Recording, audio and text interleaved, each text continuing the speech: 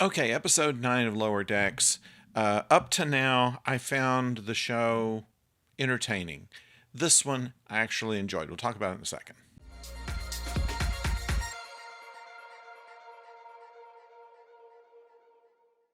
Hello out there, I'm the oldest nerd, and today we talk about episode 9, Crisis Point. Now, forget about the plot of this, and we won't get too much into it, but what I will say is that it all started basically on the holodeck. Boimler is putting together a program that is technically against the rules. He has gotten personal information about all of the bridge crew, and he is recreating the bridge so that he can have a good interview with the captain that he has due the next day. Mariner says that's not fun enough, and she reprograms the simulation to where it becomes a movie, a holodeck movie that they all get to participate in. And what they do is they take every Star Trek movie and mash it up together in an episode of Lower Decks, which I think is fantastic. The first thing is that they have the credits, and the credits are coming in, and they're very over the top, and they actually hit the characters as they go by.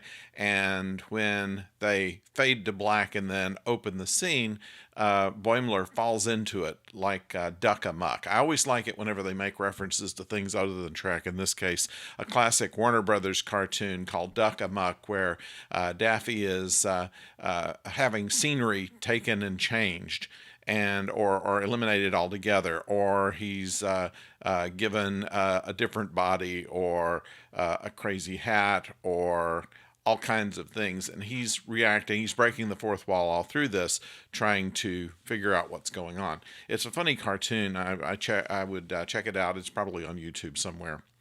At any rate, that's how it starts, and then we open this as the traditional Star Trek movie, and the first scene of it has them doing something recreational. In this case, they're doing jet skis. It's similar to, the dune buggies they had in Nemesis, the tall ship that they had in Generations, the mountain climbing that they had in Star Trek V. There's always something they start out the movie with, or very close to the beginning of the movie, where they're doing something recreational that has nothing to do with the mission.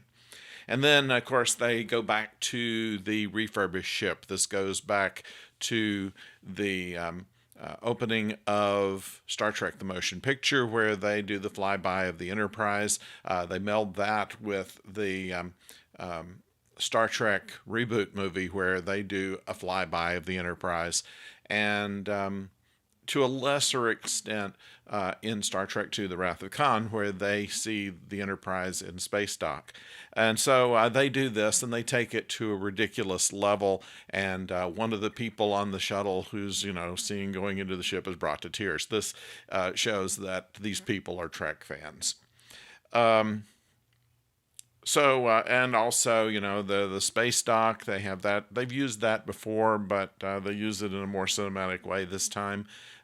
When they do come aboard the ship, suddenly the location is darker and lots of lens flares, kind of poking fun at the J.J. Abrams Star Trek. Then when they go to warp speed, they show a different effect of going to warp than they do in the TV series. Lightning goes between the nacelles, and a completely different effect. And that's similar to every Trek movie. The warp effect is never done the same way twice. Fact is, the transporter effect is never done the same way twice. Then they have the bad guy. The bad guy is kind of a mashup between Khan, Kruge, and General Chang. This is all part of this.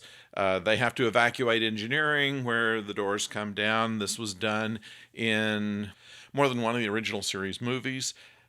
They call for the Arch in the holodeck, similar to the way they did in Generations, and actually in a couple of the TV shows.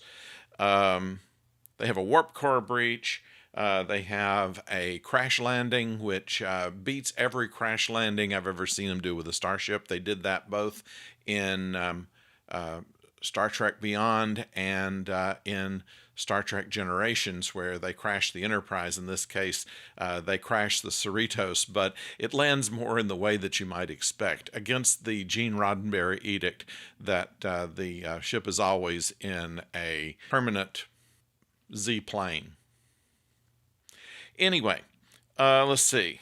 They do a trick with the transporter and even get a little meta in there saying, you can do this with the transporter because we're in the movie, you can do anything. And they have a rickety catwalk and bring a notice to that, and even have something that resembles the Genesis planet. They roundly lampoon all of the movie tropes for the Star Trek movies, and it is very enjoyable.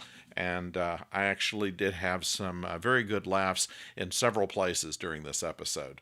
So if you're only wanting to see one Lower Decks episode, this is the one to see. I'll not give away the twist at the end, but it will have some effect going into the next episode.